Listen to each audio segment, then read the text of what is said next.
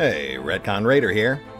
Today's video is dedicated to the Raiders, the fine folks who help make these videos possible, with special thanks to Revenant, Anerdinwarpaint, Antonio Hernandez, Icestormshadow, Matthew Holmquist, Michael Konz, Nathan Welch Jr., and Valinrook. Thanks for your support, guys. That said, let's get started.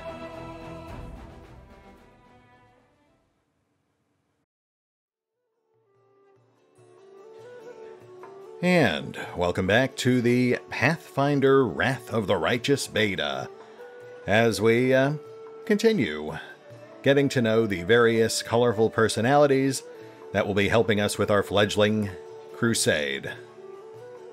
Now, we will be getting back to Lann in just a second, but first we've obviously got these level ups to take care of, so let's get through those real quick. I have taken a look at our options. It's mostly just set up stuff for future level ups. But I'll talk you through it, and feel free to leave your feedback in the comments below. First, we've got Creed, who picks up a feat and Cavalier's Charge, which is nice, but not really useful for us until we hit level 7, so we won't really worry about that right now. And then we get our feat, which really is the one big thing that Creed gets at level 3. And I will say, I was tempted to kind of stray him off towards something weird, like a 2-weapon fighting, shield-bashing build, or to try to shoehorn tower shields in there. But in both cases, I felt that it diluted his original intended purpose too much. So ultimately, we're going to keep it simple. We're going to go for shield focus.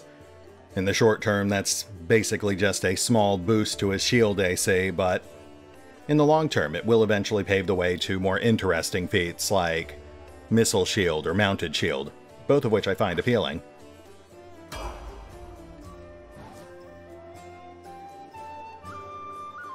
Next up, we've got Lann, who of course will stick with Zen Archer, and that nets him Key Pool, which at this level just grants him Key Strike.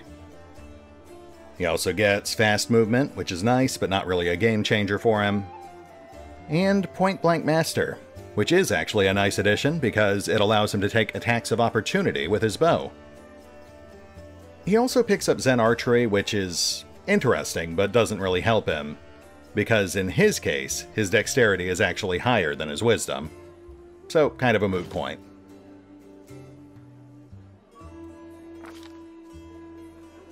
Then he gets a feat, and they recommend 2 separate ones. They recommend Deadly Aim, which sacrifices a small but slowly growing amount of accuracy for additional bonus damage. And they recommend Rapid Shot, which sacrifices a small but static amount of accuracy in exchange for an entire extra attack. And while eventually I think we are going to pick up both of those feats, in the short term, I'm leaning towards Rapid Shot, because I feel like the benefits of an entire extra attack will actually outweigh the benefits of additional damage per shot. At least in the short term anyway. That will change as we gain additional levels and attacks. I figure we'll pick up Deadly Aim at around level 5 or 7. It really depends on what other feats are available at that point. And that is pretty much it for Lann.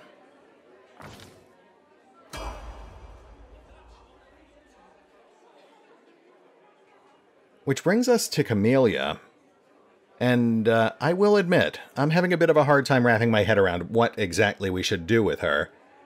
Short term, she's a dex-based, rapier-focused warrior shaman, but she also has skills that seem to indicate that we should multi-class her into some sort of stealth class, presumably to grant her access to the sneak attack feature, which would indeed bolster her damage output, currently one of her weakest points.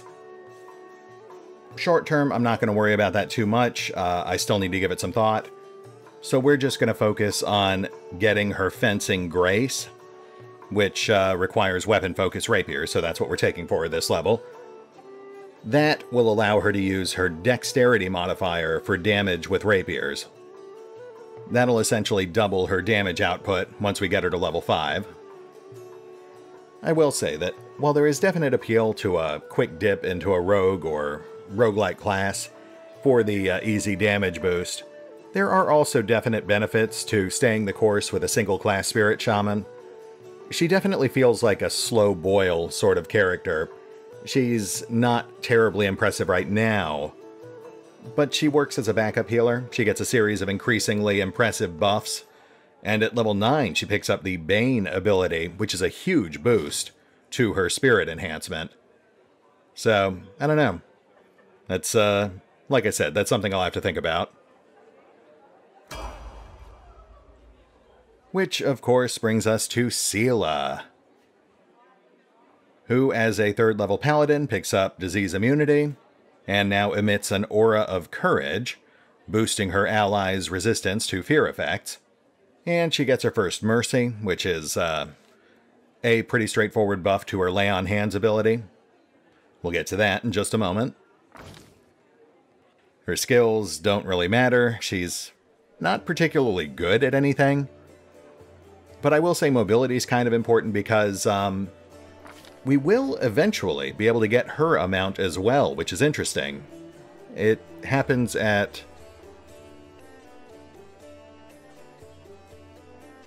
level 5 with Divine Bond, yeah.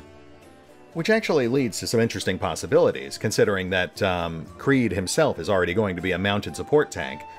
And that's essentially what Seelah is set up to become as well. So I'm thinking we're going to start leaning both of them towards being like dual lancers, both charging into combat against the same foes while playing off of each other with a series of synergistic abilities. I mean, I will be honest here, neither of them is likely to ever be a major damage dealer, though they will get in a few good hits here and there, especially when charging. But their primary goal will be to buff and support allies, and during combat to charge into battle, tie down foes, and essentially give our actual strikers time to pick off the priority targets. With that in mind, I think I'm leaning towards Shield Wall, which means that when fighting alongside Creed, both of them will enjoy an additional +2 shield bonus to their AC. Granted, Creed can technically share that ability with Tactician, but it's only a 1 use per day ability, and Tactician has a laughably short duration. Just giving Seelah Shield Wall makes things a lot simpler. We'll be able to enjoy those benefits a lot more regularly, and we will still end up using Tactician for other feats. Creed still gets a series of free teamwork feats as he gains additional levels, so eventually he'll use it to share feats like Outflank or Precise Strike. I might even give Shield Wall to Camellia, maybe at level 7. She can use it with her buckler. Then we have to choose her first Mercy, and these are pretty straightforward. It basically just means that her lay on hands, aside from healing, will now also cure that specific condition. We don't have a lot of options right now, and honestly, of these 3, I'm definitely leaning towards Fatigue. As we saw during our brief scuffle with Minago, that can definitely be a crippling condition, normally only easily removed with sleeping or restoration spells. So this will make it a lot easier to handle. And that is it for Seelah. In fact, that's pretty much it for the entire party. We haven't really met most of the companions just yet. I will say, I feel like I made some pretty solid choices here, but as always, feel free to leave suggestions and feedback in the comment section below, and I'll be sure to give it a look.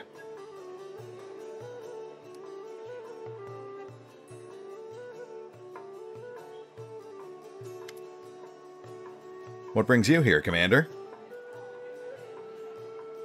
Tell me about your people. Of course. What would you like to know? What's it like, living in your caves? Oh. Lann gives you a broad smile.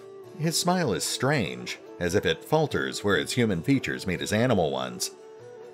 Imagine that in the entire world, there's only a few hundred like you. There's not an inch of fertile ground anywhere, nowhere to grow grain for bread or cotton and linen for cloth. Your neighbors are beasts who want to eat you, or parasites who want to infect you with their larvae, and then eat you. And it's not that bad, because you can try to eat most of the things that are trying to eat you. Sometimes at the risk of getting poisoned, sometimes with almost no risk at all. In the worst years, there's not a single living thing anywhere to be found, predator or prey.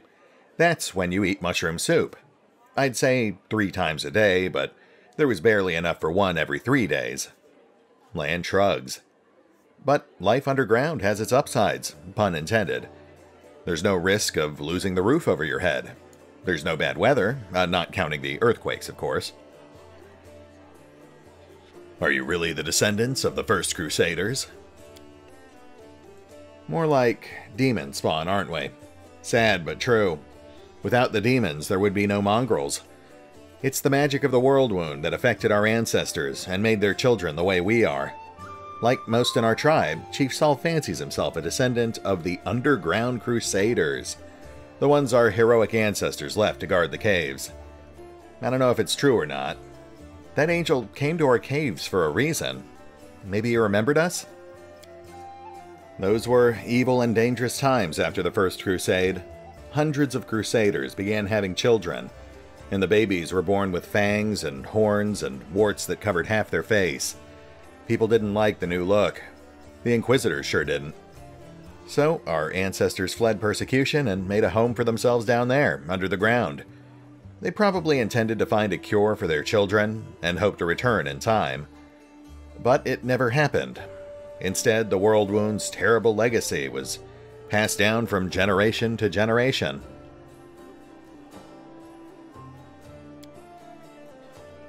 Mongrel parents can only guess what their child will look like. Each of us is born with a new mutation. Many mutations are fatal. Lann stops, then goes on quietly.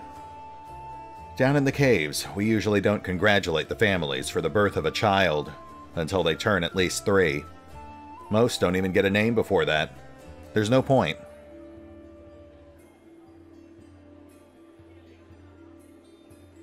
It hasn't been that long since the First Crusade. Why do you know so little about your ancestors? Our lives are much shorter than most uplanders. Up here, only a few generations passed, and many still live who remember old Sarkaris as it stood, untouched by the demons. Queen Galfrey, for example. But where we live, mongrels start getting older much earlier than humans, much faster, and with much more devastating consequences. Few live past 40, and fewer still live long enough to die of old age. Hunger, disease, and monsters from the deep are more effective killers than time. So for us, the story of the First Crusade is a legend that happened generations ago. There are no living witnesses. We have a tale of the wise and great ancestors who left us to stand guard in the catacombs. But in reality, I suspect that they were desperate wretches who couldn't figure out how to dispel the demonic plague, and who were abandoned by their own kind. Probably accurate. Do you have a way to tell day and night? You can't see the sun in your caves. Every mongrel settlement has a big gong, which we treat like a relic. The gong keeper hits it twice a day to mark the beginning and end. But this custom doesn't keep time very precisely. Every mongrel child has snuck up to the gong to strike it at the wrong time at least once, just out of pure mischief. Nothing could keep me away from it, not even the fact that I only have one ear, which means it would take double the punishment once I was caught. So, sometimes the wrong strikes get mixed in with the right ones, and the tribe can find itself jumping up to greet the morning in the middle of the night. Right, so each year is equivalent to 712 gongs. Do mongrel tribes fight each other? There were some skirmishes, and I've been forced to kill my kinfolk before too. Lann speaks in a steady voice. Fights most often break out over food. We have laws in the caves, written and unwritten rules that we follow. We respect one another's right to live, but hunger, it can push a person over the edge. I've never, you can count on that, stolen someone else's kill. But I can understand those of my kin who tried. To hear your kids begging for food and not be able to feed them is terrifying. He frowns and goes silent. You're the only member of the Neathholm tribe to call your people mongrels. Why is that? Because all of Golarion calls us that? I don't see the point in all this hemming and hawing over what we're called. Anyone who finds it offensive or takes issue with it can lead the charge against the name, as far as I care. But personally, I'm not going to pick a fight over something as unimportant as a simple name. Fair enough? Thank you, Lann. That was quite informative. It's nice to know my ramblings seem useful to somebody. You said you were prepared to risk your life to do something meaningful. What exactly did you mean? To invent a new salad and have it named after me, Lann remarks grimly. Then he sighs. Truth be told, I don't know. It would be so much easier if all I really wanted was to kill demons, then a few more demons, then more demons after that. Good, honest rage, and no needless brooding. I think I actually envy the warriors who can live like that. But I can't. If life taught me anything, it's that there are no simple decisions. Some crusaders have managed to not only die a legendary death, they saved entire settlements, erected the wardstones, which have kept the lands of Mendev safe for decades. That's what I want. For foolish old Lann's short life to have meant something. You think I have an exaggerated opinion of myself? Some scaly beast from the caves wants to control wardstones and flaunt Iomede's banner. Any fool can charge at the front lines of demonic armies and die there. But whom will it help? I want something meaningful, you know? Even if I have to pay the highest price, especially if I have to pay it. There are many worthier people around who must survive and tell everyone what nutcases we were. Ah, Lann. I like him. Thank you for your answers. So long.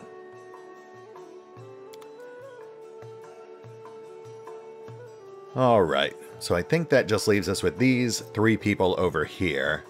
And then we can hit the basement and the outdoor area. But I think we're going to skip Hylor. He is basically just the recruiter who creates custom party members for players who don't want to use the companions. He does have a couple of interesting things to say about his background, but I don't think any of it's really relevant to the events of this campaign, but I will double check that later. So, for now, let's skip over to Seelah. Seelah smiles at you warmly. Hey there, during that march through the dungeon, we never got a chance to exchange a proper greeting. It's high time I shake your hand. I'd like to know more about you. Of course, ask anything. I'll answer honestly. Tell me about yourself. Where are you from? I'm a little bit from Geb, a little bit from Katapesh, but mostly from the Knights of Iomade. I was accepted and began my training at 14. I belong to their ranks more than I belong to any other place. You've come to Mendev by a long road, haven't you? A very long one. Seelah looks at you cheerfully. A traveler is expected to have amusing stories. Unfortunately, I have only 3 tales of any interest, and I'd like to save them for our next feast. Otherwise, I won't have anything to show for myself when it's time to start bragging. And that just won't do. Especially since I'll win the night with my cautionary tale of a battle with chupacabras. Well, you can't tempt me with a story about fighting chupacabras and then not follow through. What are chupacabras, by the way? Incredibly repulsive magical beasts, fast and dangerous. They can... Well, it looks like someone's fooled me into starting the tale. I guess now I'll have to tell the whole story. Picture a small town in Qadira, and down in the dungeon there's 2 murderers waiting to be executed. The gallows are already built for them, the rope's been bought, but sometimes life takes a surprising turn. Suddenly, a paladin of Iomedae appears in the doorway and offers the murderers a deal. If they go with her to fight some monsters, they live. If they survive, that is. There's a big difference between imminent death and probable death with a glimmer of hope, wouldn't you say?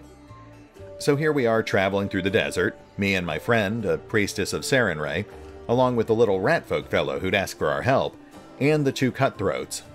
We get to the ratfolk village and saw their bodies lying around, all drained dry. We figured we'd have to fight vampires. That's how the little ratfolk described the monsters who attacked their village. That's why we went in all brazen-like. The sun was high, and vampires couldn't attack until dusk. But we never got a chance to look around. Black shadows, quick as the wind, attacked us from all sides. Not vampires, but chupacabras. One of the lads we pulled from the gallows got killed right away. The second one ran for his life. That left me, the ratfolk, and Kyra. That was the name of the priestess. And we all steeled ourselves for the fight of our lives.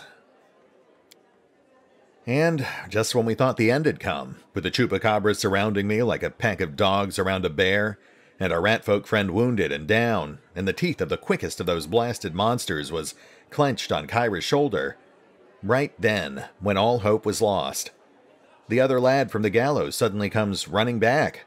He kills the beast attacking Kyra. I'm sure you know what a turning point in a fight looks like. Well, this was it. A moment before, we were lost, and a moment later, we had it back under control. The chupacabras dropped dead, one by one. The little ratfolk is reunited with his family, who were hiding in the basement. The priestess and I closed the eyes of that boy from the gallows who saved us. It was a shame he didn't survive the fight. May the gods keep his soul in its journey through the afterlife. That's a good story. He could have died in disgrace on the gallows, but instead he died a hero. And I'd fancy that stunt earned him some points at his final judgment. It's smart to remember your journey doesn't end in death. Especially in a campaign like this one, yeah.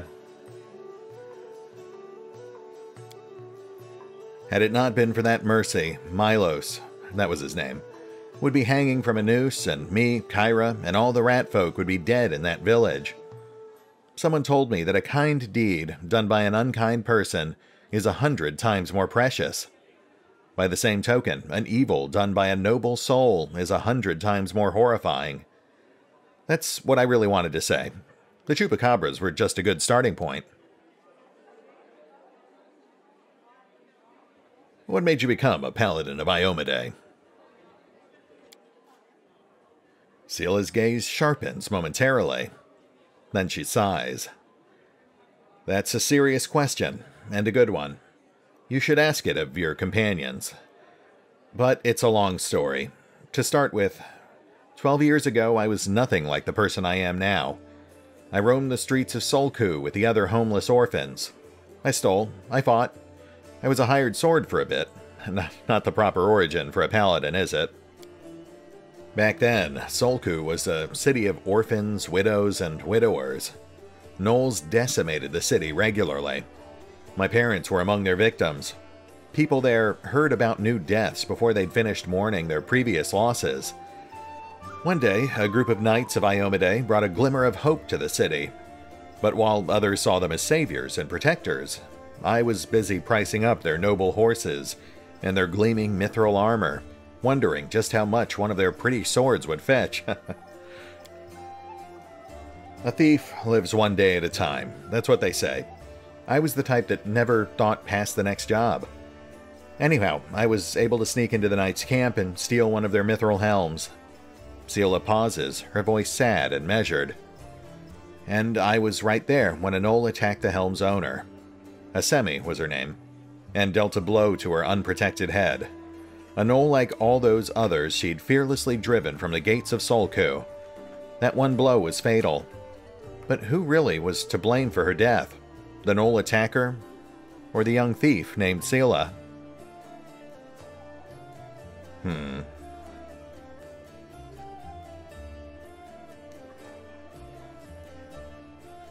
Life is cruel and full of chaos. Sometimes survival just comes down to luck. So that's how you see it. Seelah looks at you with curiosity, but no hostility. I can't accept that point of view. If the story of my youth taught me anything, it's that we're all accountable for our actions. It's too easy to wave off responsibility if you use the cruelty of life as an excuse. I really should have gone with the first option instead, but I think we're both basically coming at the same answer from different angles. She's just coming at it from more of a lawful bent.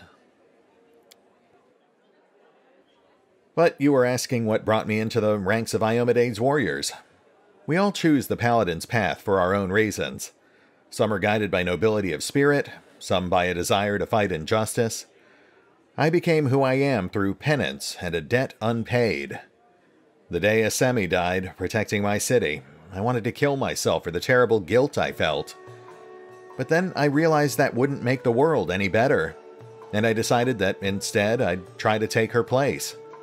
I'd become who she had been, and protect the innocents that she would no longer be able to protect. What are the principles that paladins of Iomedae follow? Seelah smiles. I'll tell you, I like to recite our code. It feels like I've said it 1,000 times, but it never gets old. There is strength in these words. After a pause, she begins, her voice slow and meditative. I will learn the weight of my sword. Without my heart to guide it, it is worthless. My strength is not in my sword, but in my heart. If I lose my sword, I have lost a tool. If I betray my heart, I have died. I will have faith in the inheritor. I will channel her strength through my body. I will shine in her legion, and I will not tarnish her glory through base actions. I am the first into battle, and the last to leave it. I will not be taken prisoner by my free will. I will not surrender those under my command. I will never abandon a companion, though I will honor sacrifice freely given. I will guard the honor of my fellows, both thought and deed, and I will have faith in them. When in doubt, I may force my enemies to surrender, but I am responsible for their lives. I will never refuse a challenge from an equal. I will give honor to worthy enemies and contempt to the rest. I will suffer death before dishonor. I will be temperate in my actions and moderate in my behavior.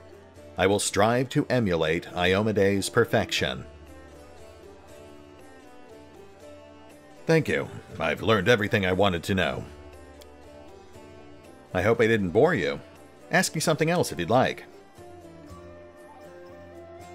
Irabeth said your friend, Jana Eldori, is missing. Do you know where we should look for her? Irabeth is worried about her fighters. I understand that.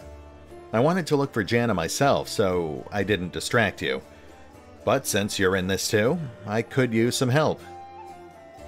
Jana and I met in Kenabres a few days ago and just hit it off. We went drinking together. We went to that unforgettable celebration thing together too, but we got celebrated in the crowd.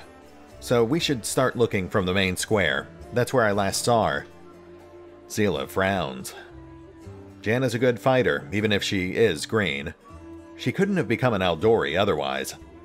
I hope that means she's alright. What do you think of what's going on in Kenabres? It's complete chaos. It's lucky we're here to handle it, right? Seelah smiles brightly. Then she gives you a worried look. Does the way I talk bother you? I know I can seem blasé. Many good people and our protector, Terendelev, died here in Kenabres. A paladin of Iomedae is expected to be properly respectful and solemn. But I prefer to face my troubles with a smile and a bit of common sense. Grief is a weapon they'll use against you. It can undermine a warrior's spirit. It's better we hold off on grief until we've driven the last demon and cultist from the city.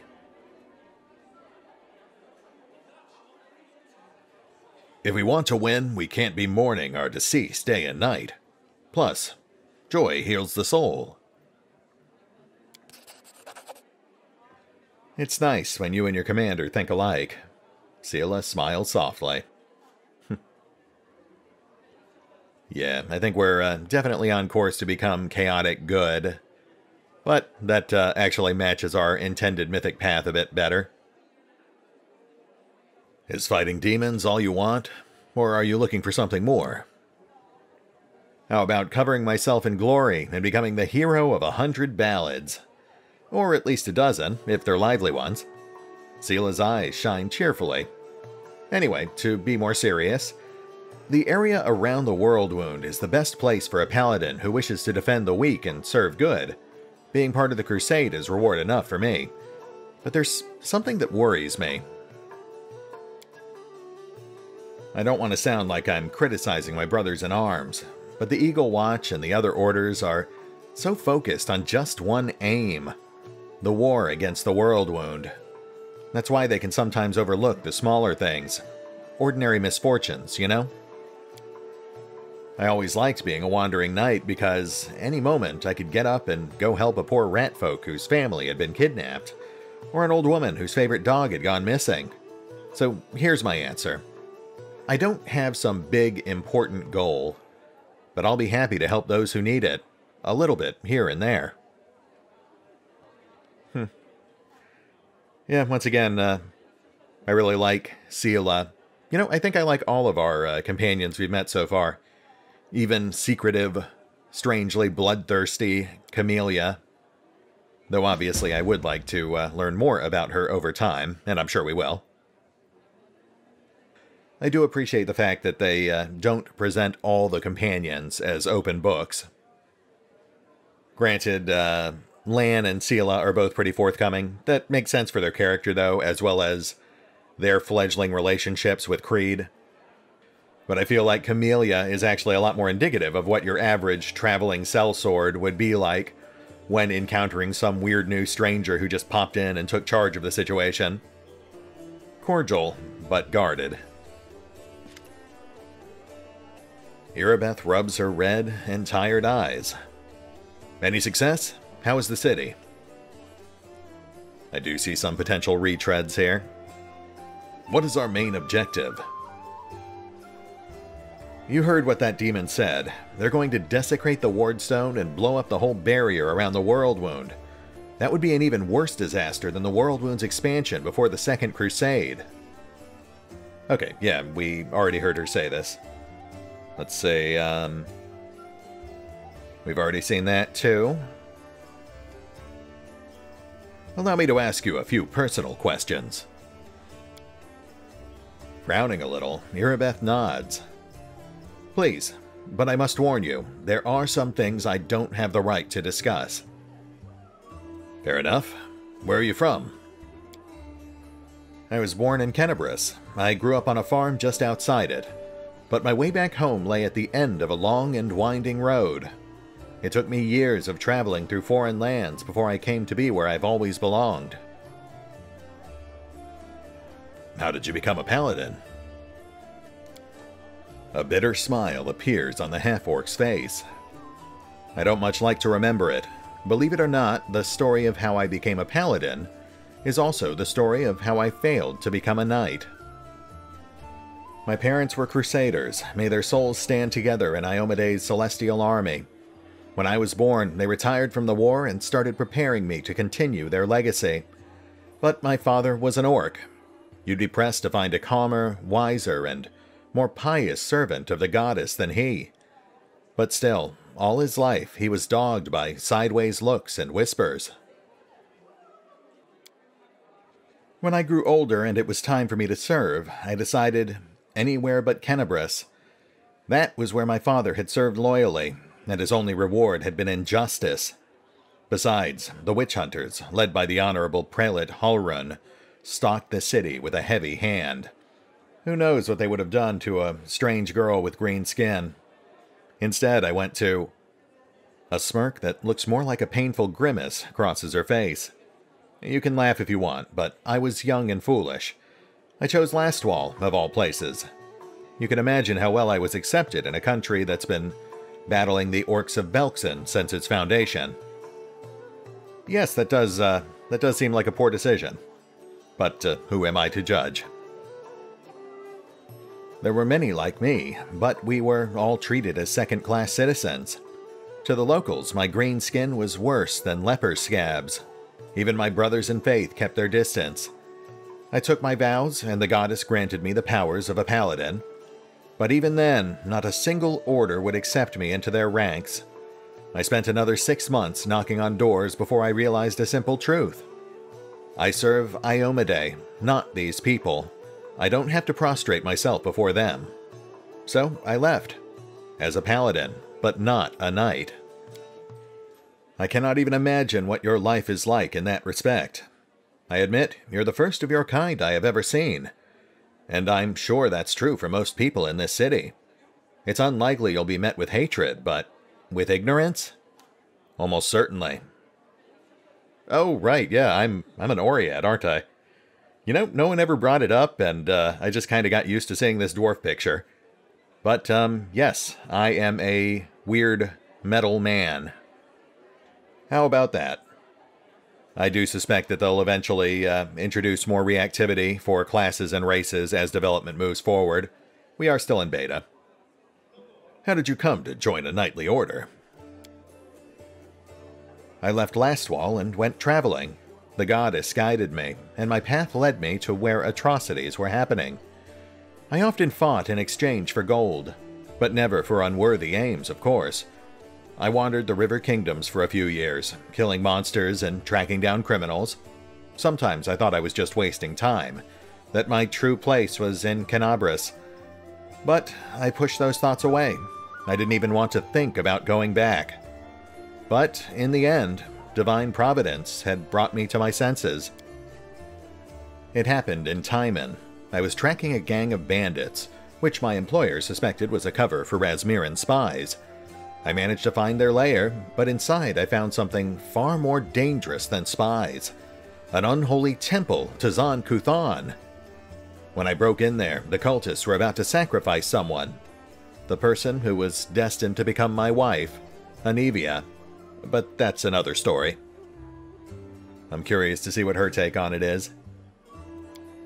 After I cut down the cultists, I examined their papers, and I couldn't believe my eyes.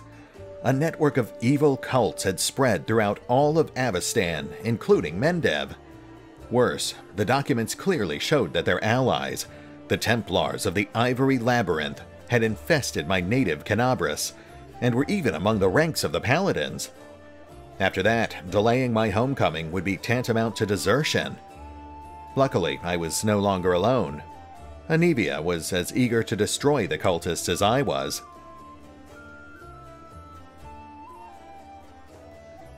I bet the cultists of Baphomet that we met in the Shield Maze were members of the Templars of the Ivory Labyrinth. In fact, now that I think about it, that letter we recovered from Hosilla's body, signed by Minago, the eyeless demon we encountered in Grey Garrison, mentioned that another group of the same worshippers of Baphomet had infiltrated the Templars at the Tower of Estrid and taken it over. So yeah, that would make sense. Anevia and I hurried to Kenabres. We couldn't trust anyone. The papers indicated that the cultists had infiltrated everything. Luckily, I had some experience in investigation, and my beloved, the half-orc, smiles warmly. She knew her way around working locks, tailing people, and trading information with the city's bottom feeders. Soon we'd defeated, alas, not the whole Hydra, but a few of its heads. Do you know who turned out to be the leader of the cultists? The commander of the Eagle Watch. Can you imagine? While Prelate Halrun was chasing witches through the city, the enemy had infiltrated the very order responsible for internal security. The scandal reached the ears of the Queen. At first, she planned to disband the order in disgrace, but then she offered its command to me and put its salvation in my hands. Of course, there was one small catch. I wasn't a knight, but I was made commander just the same, skipping the usual progression through the ranks. How did the people of Kenabres feel about your background? They tolerated it surprisingly well. I shouldn't have been so wary. Crusaders don't tend to be prejudiced as a rule. After all, heroes from all over the world, even from other continents, come here to fight the demons. Apparently, the people were only suspicious of full-blooded orcs. There were already many like me here, and we don't have any problems. Though the locals do have their superstitions. Mendev is as merciless as Lastwall. They just have a different set of victims. I kept seeing those same sideways looks and scowls, hearing the familiar whispers. But where once they used to whisper behind my back and point at me, now they whisper in my ear and point at someone else. It's so strange to be on the other side of humiliation, to wipe the spit from your face and suddenly be invited to change position and spit at someone else. You must have figured out by now that I'm talking about tieflings. It's true, there are many of them among the cultists, and few among our crusaders. And our fighters do all they can to drive away those who would be our allies. People shun them, call them Arelu's spawn, or worse, as if they chose to be born like that. I believe it's quite a feat to rise against the call of one's blood and join the forces of good. Still, most only see them as the enemy. I once saw a knight bleeding to death because he wouldn't let a tiefling priest touch his wound. Alas, I haven't been able to change this in all my time in Kenabres. Tell me about Anivia. We met in Timon as I was wandering aimlessly from one ordeal to another. We returned to Kenabres together to expose the Templars of the Ivory Labyrinth. The day the Queen knighted me was the second happiest day of my life. The first was the day of our wedding. But Anivia isn't just my beloved. She's my staunchest ally. We share every victory and defeat. The best of me is alive, thanks to her. Thank you for saving her back then, the day Kenabres fell. Before her return, the only thing giving me the strength to protect the Defender's heart was the hope that I'd see her again. We are in your debt. It was my pleasure. Thanks for the answers.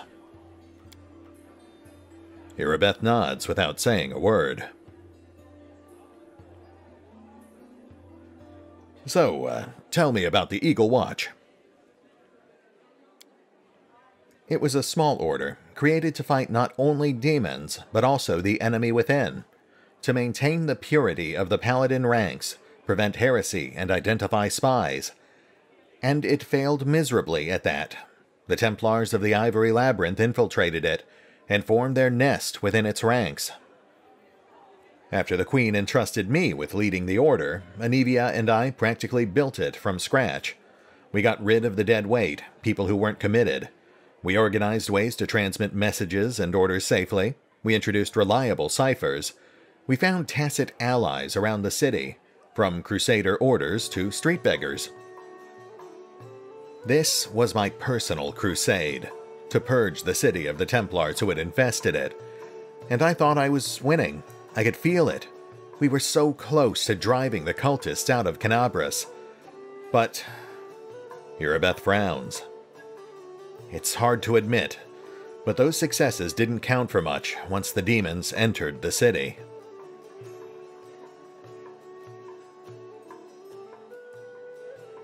On the contrary, if it wasn't for you, there wouldn't be a headquarters at the Defender's Heart. The cultists would have served up the city on a platter to the demons. The lines on Irabeth's forehead soften. Yes, that's true. It's a good thing we achieved something. Thank you. Don't mention it. I have to go. Go. May Iomedae keep you safe. Interesting stuff. You can already see how a lot of the smaller details in these stories are starting to fit together to create a much more cohesive picture. I find that fascinating. I really like that approach. Oh, hello there. Well, we've got all sorts of stuff down here.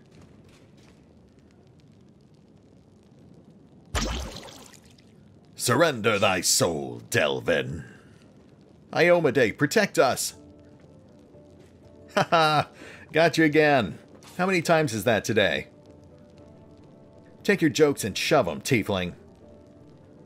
Whoa, easy there, Chief. Don't hit me. Well, right off the bat, I know Woljif is one of our potential companions. I remember him from the Kickstarter. But let's look at all this other stuff first. Oh, wait. Huh. Look at that.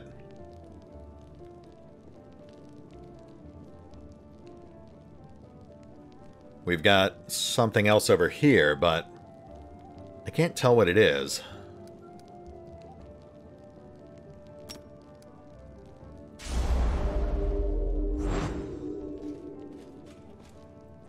Well, that didn't really help.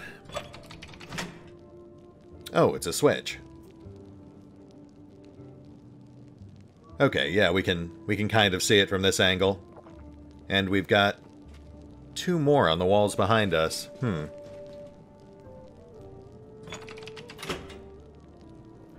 So, what did that do? Nope.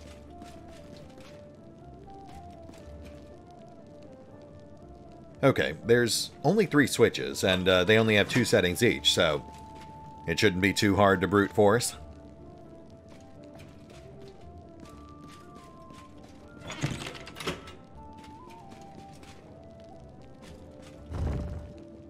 Ooh, what was that?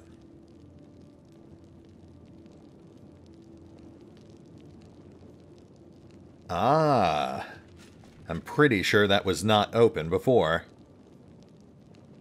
Neat.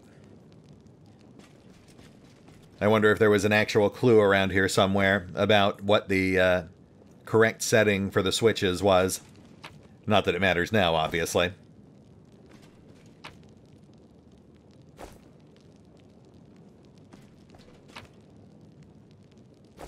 It's interesting that the containers are still highlighting even after they're emptied.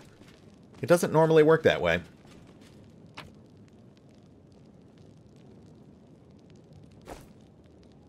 Oh, I bet they did that intentionally to try to draw attention away from the shield button, which also highlights when you hold down the tab key. That's actually pretty clever, except in this case it obviously didn't work because the shield was literally the first thing we picked up when we came down here. So the button immediately drew my eye. Yellowed letter. Half a century ago, our parents fled their homeland of Sarkarus, terrified of the invading demons. They were certain that the war would soon be over, so they didn't go too far and found their refuge here in Kenabres. They used what little savings they had to build a tavern where any crusader could get a bowl of soup and a good night's rest in exchange for some money and news about their recent victories. The city looked completely different back then. It was a triumphant city, full of hope, inspiring songs, and brave paladins in shining armor. We praised Our Lady Pelura openly, and hoped that the lands of our ancestors would be ours again in no time. Things have changed since then, though. Our parents have left to the Goddess's Hall. Dresden is long gone, the world wound grows deeper every day, and the Crusaders seem to take more interest in fighting each other and us townsfolk than in eradicating demons. Halrun has gone mad, and now puts all of his inquisitive zeal into burning witches. Today, Kenabres is a city of fear and suspicion. We even had to hide our altar of the Shimmering Maiden in the basement, so they wouldn't accuse us of demon worship. Queen Galfrey has recently appointed Halrun the prelate of Kenabres. Now nothing will stop this murderer from taking complete control of the city into his hands and serving his so-called justice on everyone. His previous acts of violence were just the beginning of a full-scale massacre. We have to flee, run like our parents did. This time, not from demons, but from the Crusaders. Soon we will sell our tavern and leave, anywhere away from the agony of this endless war. May Pelura protect this city from whatever comes next. 10th of Lamashan, 4682. Swargel family of the Devamai clan. Very intriguing. It definitely feels like they're setting us up for an inevitable clash with Prelate Halrun. They gave us the token introduction during the intro, and he definitely seemed pretty adversarial, despite being a lawful good Inquisitor, I guess. I was thinking he was a Paladin, but no, he must be an Inquisitor. I'd also have to double-check it, but I want to say Pelura is one of the assistants to Desna, the chaotic good goddess of dreams, which makes it odd that that's something that Prelate Halrun would persecute. I mean, is he really so far gone that he can't see other good aligned deities as being allies? Some interesting food for thought. Alright, well, we just found a magic circlet, but I'm going to have to take that back upstairs to get it ID'd. And I think we're actually at a pretty good stopping point here. So, you know what? I think we'll hit the pause button for now, but we will pick up here next time, as we have a chat with Woljif and Delvin, and then head outside and talk with Staunton's brother. After that, we should be all set. See you then.